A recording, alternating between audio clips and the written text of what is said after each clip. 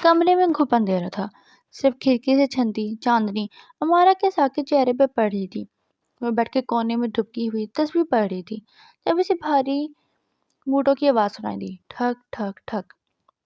دروازہ کھلا اور کیپٹن امجد کا طویل کامن سایہ اندر داخل ہوا۔ اس کی وردی کی استریاں بھی اتنی ہی تیزی تھیں جتنی اس کا لہجہ۔ ہمارے نے ڈر کے مارے کمبل ناک تک چڑھا لیا۔ امجد نے کوٹ اتار کر کرسی پہ پھینکا اور شرارتی نظروں سے اپنی ڈرپوک بیوی کو دیکھا۔ اس نے سوچا تھا کہ شادی کے بعد کوئی بہادر لڑکی ملے گی، پر یہ مارا، یہ تو چھپکلی دیکھ کر بھی کلمہ پڑھنا شروع کر دیتی تھی۔ اسے چھیڑنے کا آئیڈیا امجد کے دماغ میں بجلی کی طرح کوندا۔ تم ابھی تک جاگ رہی ہو؟ امجد نے اس کے قریب بیٹھتے ہوئے گرجدار آواز میں پوچھا۔ وہ میں نماز پڑھ رہی تھی۔ امارا کی آواز کانپ رہی تھی۔ امجد اس کے مزید قریب ہوا، اتنا قریب کہ امارا کو اس کی گرم سانسیں اپنی گردن پہ محسوس ہونے لگیں۔ اس نے جھک کر اس کی شرح کے پاس اپنے لب رکھے اور دھیمی پرسر آواز میں بولا، کیا آپ میرے شوہر ہیں؟ امارا نے ہمت جمع کر کے پوچھا، کیونکہ اسے امجد کی آنکھیں اندھیرے میں غیر معمولی طور پر چمکتی محسوس ہو رہی تھیں۔ امجد نے اپنی مسکراہٹ دباتے ہوئے آواز کو مزید بھاری بنایا، نہیں، میں وہ جن ہوں جو معصوم لڑکیوں کو زندہ نگل جاتا ہوں۔ اور سنو، اگر تمہاری آواز نکلی یا تم نے کسی کو بتایا تو سب سے پہلے تمہیں ہی ہضم کروں گا۔ امارا کا تو جیسے خون ہی سفید ہو گیا۔ اس نے خوف سے آنکھیں بند کر لیں، جبکہ امجد اس کی گردن پر اپنے نشان چھوڑتا گیا۔ پوری رات وہ اسے ڈراتا رہا، کبھی عجیب آوازیں نکال کر تو کبھی اسے اپنی گرفت میں بھینچ کر۔ امارا بیچاری سے واقعی کوئی مفوق الفطرت مخلوق سمجھ کر ڈھال ہو گئی تھی، جبکہ امجد اپنا حق جتانے کے بعد صبح سپیرے فاتحانہ مسکراہٹ لیے کمرے سے نکل گیا۔ اگلی صبح جب امارا بوجھل قدموں کے ساتھ ڈائننگ ٹیبل پر پہنچی تو اس کا چہرہ اترا ہوا تھا اور گردن پر واضح سرخ نشان چمک رہے تھے۔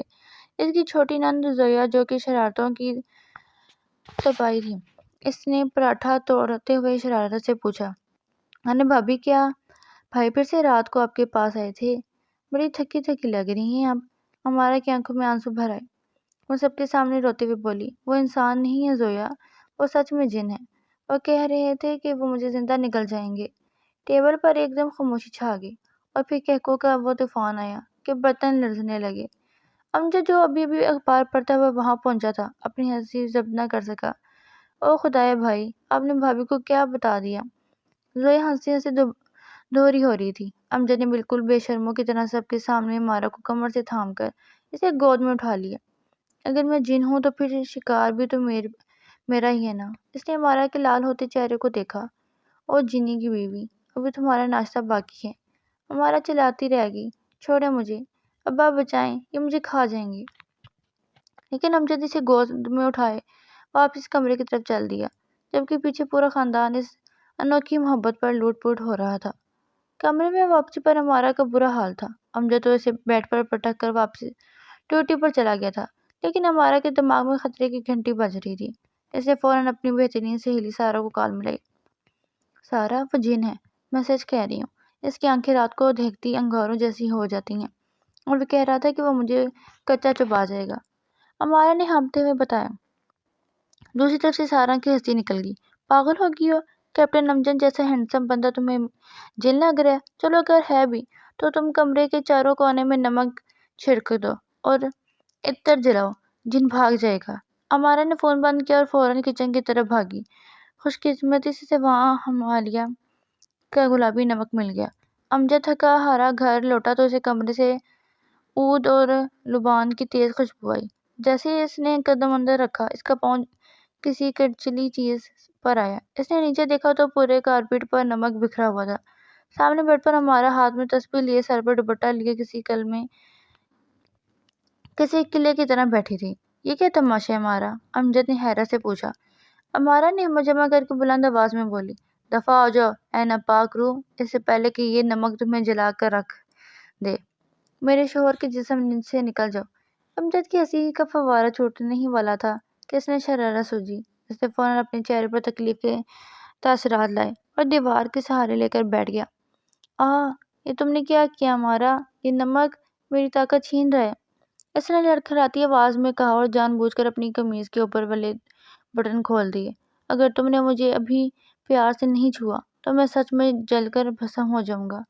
ہمارا بری طرح ڈر گئی، اسے لگا اس کا ٹوٹکا زیادہ ہی کام کر گیا ہے۔ میں کیا کروں؟ وہ بیڈ سے اترتی اور روتے ہوئے اس کے قریب آئی۔ امجد نے موقع پاتے اسے اپنی گرفت مضبوط باہوں میں جکڑ لیا اور اس کے کان میں دھیمی آواز میں بولا، نمک سے جن نہیں بھاگتے جانی، جنوں کو قابو کرنے کے لیے تو محبت کی زنجیر چاہیے ہوتی ہے۔ اس نے ہمارا کو اٹھا کر بیڈ پر گرایا اور اس کی گھبرائی ہوئی آنکھوں میں جھانکتے ہوئے مسکرایا، آج رات تم نے نمک چھڑکا کر میرے بلڈ پریشر ہائی کر دیا ہے، اب اس کا جرمانہ تو بھرنا پڑے گا۔ ہمارا سہم کر رہ گئی، آپ اب جل نہیں رہے؟ جل رہا ہوں تمہاری اس معصومیت کی آگ میں، امجد نے اس کی پیشانی چومتے ہوئے کہا۔ اس رات امجد نے اسے ڈرانے کے بجائے اپنی محبت کی گرفت میں ایسا جگڑا کہ ہمارا کو پہلی بار احساس ہوا کہ یہ جن اتنا بھی برا نہیں ہے۔ اگلی صبح امجد جب جاگنگ کے لیے نکلا تو امارا نے موقع پاتے اپنی ساس یعنی بی جی کے کمرے کا رخ کیا۔ وہ چاہتی تھی کہ وہ کسی طرح اس جن کا مکمل علاج کروایا جائے۔ بی جی، وہ امجد ذرا آج کل عجیب سی باتیں نہیں کرنے لگے؟ امارا نے دبے پاؤں کے قریب بیٹھتے ہوئے پوچھا۔ بی جی نے چشمہ ناک پر ٹکائے مسکرائیں۔ کیوں پتر؟ فوجی کا مزاج ذرا سخت ہوتا ہے، پر امجد تو بچپن سے ہی تھوڑا چنچل ہے۔ ہمارے نے دل میں سوچا، چنچل نہیں ہے بی جی، وہ تو آدم خور جن بن گئے ہیں۔ اس نے ہمت کی اور کچن سے ایک بوتل میں پانی بھر کر لائی۔ اس نے سنا تھا کہ دم کیا ہوا پانی بہت اثر دکھاتا ہے۔ جب امجد واپس آیا اور ناشتے کی میز پر بیٹھا تو ہمارا نے بڑے اہتمام سے وہ گلاس اس کے سامنے رکھا۔ امجد نے جیسے ہی ایک گھونٹ پر ہمارا پوری توجہ سے اس کا چہرہ دیکھنے لگی کہ ابھی اس کے سر سے دھواں نکلے گا یا وہ غائب ہو جائے گا۔ امجد اس کی نظروں کا مطلب سمجھ گیا۔ اس نے اچانک اپنا گلا پکڑا اور کھانسنے کی ایکٹنگ کرنے لگا۔ ہمارا اس پانی میں کیا تھا؟ میرا دم گھٹ رہا ہے، امجد نے آنکھیں نکال کر اسے ڈرایا۔ ہمارا کے ہاتھ پاؤں پھول گئے۔ بی جی دیکھیں امجد کو کیا ہو رہا ہے۔ امجد نے میز کے نیچے سے زویا کے پاؤں پر ٹھوکر ماری، جو پہلے ہی سب سمجھ چکی تھی۔ زویا نے فوراً ساتھ دیا۔ ہائے اللہ بھابی، بھائی کا رنگ تو نیلا ہو رہا ہے، کہیں آپ نے ان پر کوئی جادو تو نہیں کر دیا؟ ہمارا رونے لگی، میں نے تو صرف اسے ٹھیک کرنے کے لیے دم کیا ہوا پانی دیا تھا۔ امجد کی ہنسی کا فوارہ چھوٹ گیا۔ اس نے پانی کا گلاس واپس رکھا اور کرسی سے اٹھ کر ہمارا کے قریب آیا۔ اس کے کان میں جھک کر بہت آہستگی سے بولا، تاکہ بی جان نہ سن سکیں، جانی تم کچھ بھی پلا لو، یہ جن تمہارے پیچھے نہیں چھوڑے گا، بلکہ اب تو مجھے پہلے سے زیادہ بھوک لگ رہی ہے۔ ہمارا نے شرم سے نظریں جھکا لیں اور کچن کی طرف بھاگ گئی، جبکہ پیچھے سے امجد کے کہکے اس کے پیچھے کر رہے تھے۔ 2 دن بعد امجد کی یونٹ میں ایک باقاعدہ ڈنر تھا، جہاں سب افسر اپنی بیگمات کے ساتھ مدعو تھے۔ ہمارا نے خوبصورت پیسٹل رنگ کا سوٹ پہنا تھا، جس پر باریک کڑھائی تھی۔ امجد جب مسٹریس فوجی لباس میں سامنے آیا تو ہمارا اسے دیکھتی رہ گئی۔ وہ واقعی کسی جن سے کم نہیں لگ رہا تھا، لیکن اس بار وہ ڈر نہیں رہی تھی بلکہ مرعوب ہو رہی تھی۔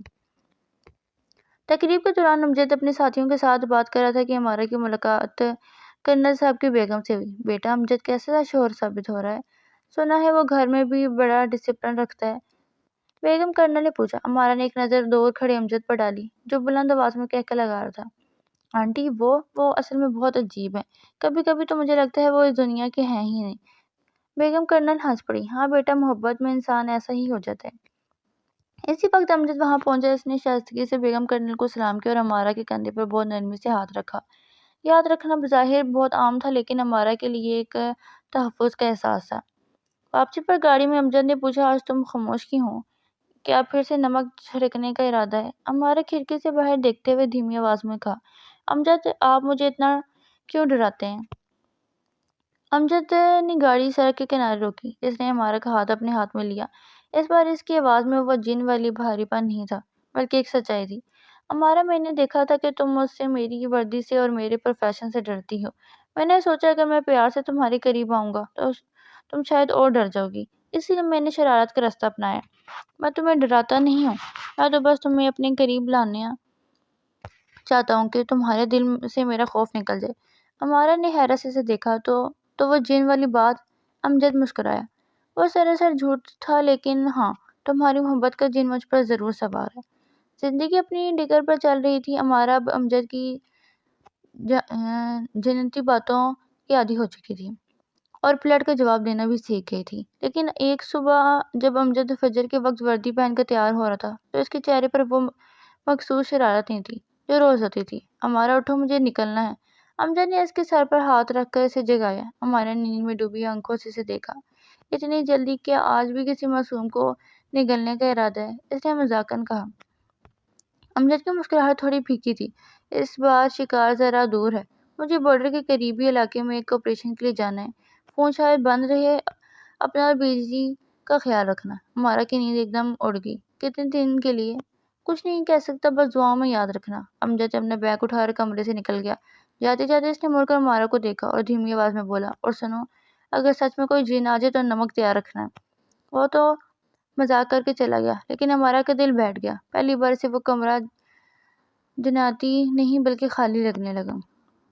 3 دن گزر کے امجد کا کوئی فون نہیں آیا۔ گھر میں عجیب سی خاموشی چھا گئی تھی۔ بیجی مسلح پہ بیٹھی تسبیح پڑھ رہی تھی اور زویا بھی بجھی بجھی سی تھی۔ ہمارا کو پہلی بار احساس ہوا کہ وہ جسے جن سمجھ کر ڈرتی تھی، وہی اس گھر کی ساری رونق اور تحفظ کا ضامن تھا۔ اپنے ڈر کو بھلانے کے لیے ہمارا نے کمرے کی صفائی شروع کی۔ الماری صاف کرتے ہوئے اسے امجد کی پرانی فوجی ٹرنک کے پیچھے سے ایک ڈائری ملی۔ اس نے ڈرتے ڈرتے اسے کھولا۔ پہلے صفحے پر لکھا تھا، میری زندگی کا سب سے بڑا چیلنج دشمن سے لڑنا نہیں بلکہ اس معصوم سی لڑکی امارا کا دل جیتنا ہے، جو مجھ سے ایسے ڈرتی ہے جیسے میں کوئی انسان نہ ہوں۔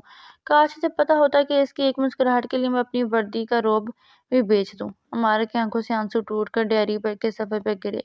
وہ جسے ظالم سمجھ رہی تھی، وہ تو اس کی معصومیت کا قیدی تھا۔ اسے اپنی اس نمک چھڑکنے والی حرکت پر شرمندگی ہونے لگی۔ اسے احساس ہوا کہ وہ جن نہیں تھا بلکہ ایک ایسا شعور تھا جو اپنی بیوی کے ڈر کو ہنسی میں بدلنا چاہتا تھا۔ کچھ دن بعد نیوز چینل پر دل دہلانے والی خبر چلی کہ بارڈر کے اس علاقے میں جھڑپ ہوئی ہے جہاں امجد کی یونٹ تعینات تھی۔ پورا گھر سہم گیا۔ بیجی کی ہچکیاں بند گئی اور ہمارا جیسے پتھر کی ہو گئی۔ اسے یاد آیا کہ اس نے آخری بار امجد سے صحیح طرح اللہ حافظ بھی نہیں کیا تھا، الٹا اس کا مذاق اڑایا تھا۔ اللہ اسے واپس لے آئے۔ میں اب کبھی بھی نہیں کہوں گی کہ وہ جن ہے، میں نمک بھی نہیں چھڑکوں گی، بس وہ واپس آ جائیں۔ وہ سجدے میں گر کر رو رہی تھی۔ رات کے 2 بجے تھے۔ باہر بارش ہو رہی تھی۔ اچانک گیٹ پر گاڑی رکنے کی آواز آئی۔ ہمارا ننگے پاؤں باہر کی طرف بھاگی۔ سامنے بارش میں بھیگا ہوا امجد کھڑا تھا۔ اس کے بازو پر پٹی بندھی تھی اور چہرہ مٹی سے اٹا ہوا تھا، لیکن آنکھوں میں وہی پرانی چمک تھی۔ امجد! ہمارا زور سے چلائی اور ان کے قریب جا کر رکی۔ اس بار وہ ڈری نہیں تھی بلکہ اس کی آنکھوں میں بے پناہ محبت تھی۔ امجد نے گہرا سانس لیا اور تھکی ہوئی آواز میں بولا، ہمارا دیکھو، میں زخمی ہو کر آیا ہوں۔ اب تو پکا یقین ہو گیا ہوگا نا کہ میں انسان ہوں، جنوں کو تو گولی نہیں لگتی نا۔ ہمارا نے روتی ہوئے اس کے زخمی بازو تھاما۔ آپ کچھ بھی ہو، بس آپ میرے ہو۔ امجد نے اسے اپنے قریب کیا اور اس کے ماتھے پر بوسہ دیا۔ شکر ہے، اب کم از کم مجھے آدم خور تو نہیں سمجھو گی۔ ہمارا ہنسی بھی اور روئی بھی۔ سمجھوں گی، کیونکہ آپ نے میرا سکون چھین لیا ہے۔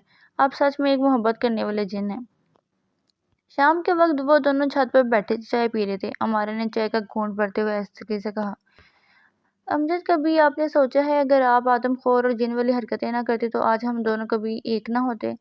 ہمارا کی بات سن کر امجد کے چہرے پر ہلکی سی مسکراہٹ آ گئی۔ وہ دھیرے سے بولا، تم تب بھی میری ہی ہوتی، کیونکہ اس دل نے بچپن سے ہی تمہیں اپنا مان لیا تھا۔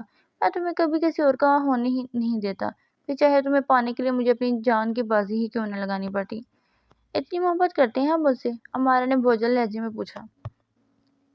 امجد نے چائے کا کپ ایک طرف رکھا، پھر ہمارا کے بازوؤں سے تھام کر اپنے قریب کر لیا۔ اس سے بھی زیادہ محبت کرتا ہوں تم سے، اتنی کی شدت شاید میری محبت کا کوئی حساب ہی نہ رہے۔ میری محبت کتنی گنتے گنتے تم تھک جاؤ، اتنی گہری محبت ہے مجھے تم سے۔ تم محبت کے قابل ہو، چاہے جانے کے قابل ہو۔ امجد کی باتیں سن کر ہمارا کے چہرے پر مسکراہٹ آ گئی، جبکہ اس کی آنکھوں میں نمی اتر آئی تھی۔ وقت پنکھا لگا کر اڑتا چلا جا رہا تھا۔ ہمارا اور امجد کی محبت مزید گہری ہوتی جا رہی تھی۔ صبح سے ہمارا کا دل بہت بوجھل سا تھا، اسے الٹیاں آ رہی تھی اور مسلسل چکر محسوس ہو رہے تھے۔ وہ یوں ہی اپنے کمرے میں انڈھال سے بیٹھی تھی جب امجد افراتفری میں اندر داخل ہوا۔ اس نے جلدی جلدی الماری سے اپنا یونیفارم نکالا اور واش روم میں گھس گیا۔ تھوڑی دیر بعد وہ یونیفارم پہنے ہمارا کے سامنے کھڑا تھا۔ بوٹ پہنتے ہوئے اس نے ہمارا کی طرف دیکھا اور بولا، لگتا ہے تمہاری طبیعت ٹھیک نہیں ہے، زویا سے کہہ کر اس کے ساتھ ہاسپٹل چلے جانا، مجھے ایک بہت ضروری مشن کے لیے نکلنا ہے۔ دعا کرنا مشن کامیاب رہے، میں بہت جلدی تم سے ملوں گا۔ امجد نے محبت سے ہمارا کے ماتھے پر بوسہ دیا اور اس کی بات سنے بغیر ہی وہاں سے نکل گیا، جبکہ پیچھے ہمارا نم آنکھوں سے زیادہ دیکھتی رہی۔ تھوڑی ہی دیر بعد زویا اس کے کمرے میں آئی۔ بھابی، بھائی نے کہا آپ کو ہاسپٹل لے کر جانا ہے، چلیں، ڈرائیور نیچے انتظار کر رہے ہیں۔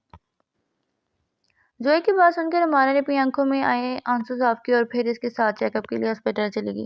ہاسپٹل کی سفید دیواریں اور فضا میں پھیلی فنائل کی بو ہمارا کو مزید نڈھال کر رہی تھی۔ وہ سر جھکائے بنچ پر بیٹھی تھی جبکہ زویا ڈاکٹر کے کمرے سے باہر آنے کا انتظار کر رہی تھی۔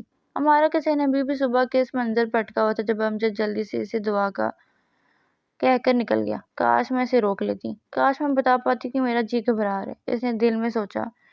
مسز ہمارا امجد، نرس نے پکارا تو ہمارا چونک گئی اور وہ اور زویا اندر داخل ہوئی۔ لیڈی ڈاکٹر نے رپورٹ دیکھتے ہوئے ایک گہری مسکراہٹ ہمارا کی طرف اچھالی۔ مبارک ہو بیٹی، اب ماں بننے والی ہیں۔ ہم نے بہت خیال رکھیں، آپ کی طبیعت اسی وجہ سے بہت جلدی۔ ہمارا کے کانوں میں جیسے سنسناہٹ سی ہوئی۔ ایک پل کے لیے اسے لگا وقت تھم گیا ہے۔ خوشی کی ایک لہر اس کے وجود میں دوڑی، لیکن اگلے لمحے امجد کا خیال آتے ہی اس کی آنکھوں سے آنسو ٹوٹ کر گالوں پر بہنے لگے۔ بھابھی آپ رو کیوں رہی ہیں؟ یہ تو اتنی بڑی خوشخبری ہے۔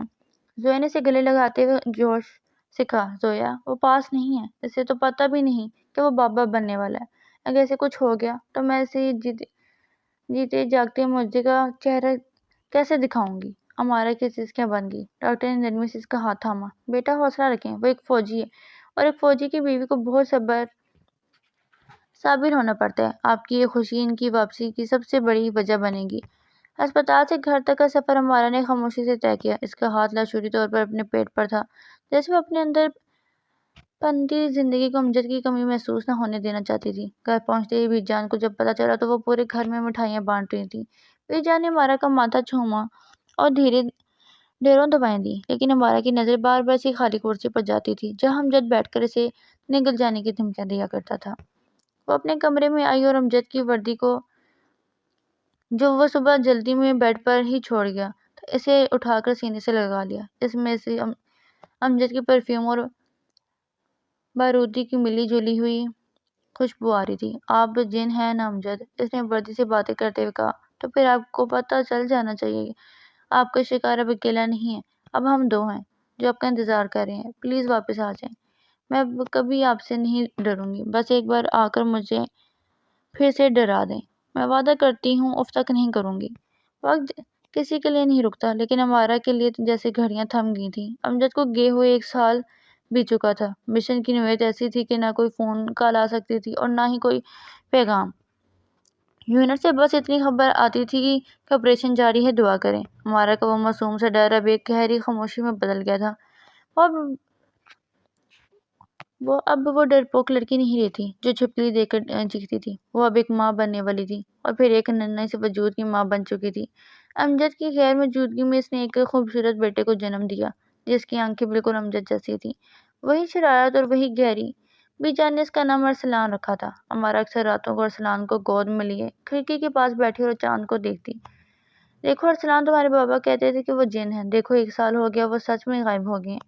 اس کی آنکھوں سے آنسو بہہ کر بچے کے گالوں پر گرتے۔ وہ اتنے سنگ دل کیسے ہو سکتے ہیں؟ انہوں نے ایک بار بھی نہیں سوچا کہ ان کا شکار اب کتنا اکیلا ہو گیا ہے۔ وہ روز امجد کی وردی نکالتی، اسے استری کرتی اور واپس الماری میں لٹکا دیتی۔ وہ اس کی پرانی تصویروں سے باتیں کرتی، اسے اپنی تکلیفیں سناتی۔ حمل کے وہ 9 مہینے جب اسے سب سے زیادہ امجد کے سہارے کی ضرورت تھی، اس نے تسبیح پڑھتے اور مصلے پر روتے گزارے تھے۔ ہمارا ارسلان کو سلا کر خود صوفے پر بیٹھی امجد کی وہی پرانی ڈائری پڑھ رہی تھی۔ اچانک باہر مین گیٹ کھلنے کی آواز آئی۔ ہمارا کا دل زور سے دھڑکا۔ نہیں، یہ میرا وہم ہوگا، روز ہی تو ایسی آوازیں آتی ہیں۔ لیکن پھر صحن میں بھاری بوٹوں کی آواز، جانی پہچانی آواز سنائی دی، ٹھک ٹھک ٹھک۔ ہمارے کے ہاتھوں سے ڈائری گر گئی اور دیوانہ وار باہر کی طرف بھاگی۔ سامنے برآمدے میں ایک شخص کھڑا تھا، لمبا قد، بھری ہوئی داڑھی، دھنسی ہوئی آنکھیں اور کندھے پر وہی پرانے فوجی بیگ۔ وہ امجد ہی تھا، لیکن 1 سال کی جنگ نے اسے تھکا دیا تھا۔ امجد نے جیسے ہی سامنے ہمارا کو دیکھا، اس کے چہرے پر ایک کرب بھری مسکراہٹ آئی۔ اس سے پہلے کہ وہ کچھ کہتا، ہمارا نے اس کے سامنے آ کر روکی۔ اس کا جی چاہ رہا تھا کہ وہ اسے خوب مارے، اس سے لڑے کہ وہ اسے اتنی تکلیف میں چھوڑ کر کیوں گیا، لیکن اس کی زبان کنگ تھی۔ ہمارا، امجد کی آواز بھاری تھی، تمہارا جن واپس آ گیا، کہ اب بھی مجھ سے ڈرتی ہو؟ ہمارا کی سسکیاں نکل گئیں، وہ اس کے سینے سے لگ کر پھوٹ پھوٹ کر رونے لگی۔ آپ بہت برے ہیں امجد، آپ نے کہا تھا آپ مجھے کھا جائیں گے، لیکن آپ تو مجھے جیتے جی مار کر چلے گئے۔ 1 سال، پورے 12 مہینے میں نے کیسے گزارے آپ کو اندازہ بھی ہے؟ امجد نے اپنے کانپتے ہاتھوں سے اس کے آنسو صاف کیے۔ مجھے پتہ ہے جانی، وہاں سرحد پر جب گولیاں چلتی تھیں تو مجھے صرف تمہاری وہ معصوم سی آواز سنائی دیتی تھی کہ آپ میرے شوہر ہیں۔ اسی آواز نے مجھے زندہ رکھا۔ اسی دوران کمرے سے ارسلان کے رونے کی آواز آئی۔ امجد چونک گیا۔ یہ کون ہے؟ ہمارا نے مسکراتے ہوئے اس کا ہاتھ تھاما اور اسے کمرے میں لے گئی۔ پنگورے میں چھوٹا سا ارسلان ہاتھ پاؤں مار رہا تھا۔ امجد ساکت رہ گیا۔ اس کی آنکھوں میں آنسو آ گئے جو شاید جنگ کے میدان میں بھی نہیں آئے تھے۔ یہ آپ کا بیٹا ہے امجد، ارسلان امجد، ہمارا نے فخر سے بتایا۔ امجد تھر تھراتے ہاتھوں سے ارسلان کو گود میں اٹھایا۔ بچہ اپنے باپ کی وردی کے بٹنوں کے ساتھ کھیلنے لگا۔ امجد نے جھک کر ارسلان کے کان میں سرگوشی کی۔ اس دن کے لیے میں بہت بے چین تھا۔ ہمارا نے امجد کے کندھے پر سر رکھا۔ 1 سال کی تمام تکلیفیں، وہ چکر، وہ ہسپتال کے تنہا چکر اور وہ لمبی راتیں، امجد کی ایک مسکراہٹ نے سب دھو ڈالے۔ اب کمرے میں اندھیرا نہیں تھا بلکہ محبت کی وہ روشنی تھی جو کبھی ختم نہیں ہونے والی تھی۔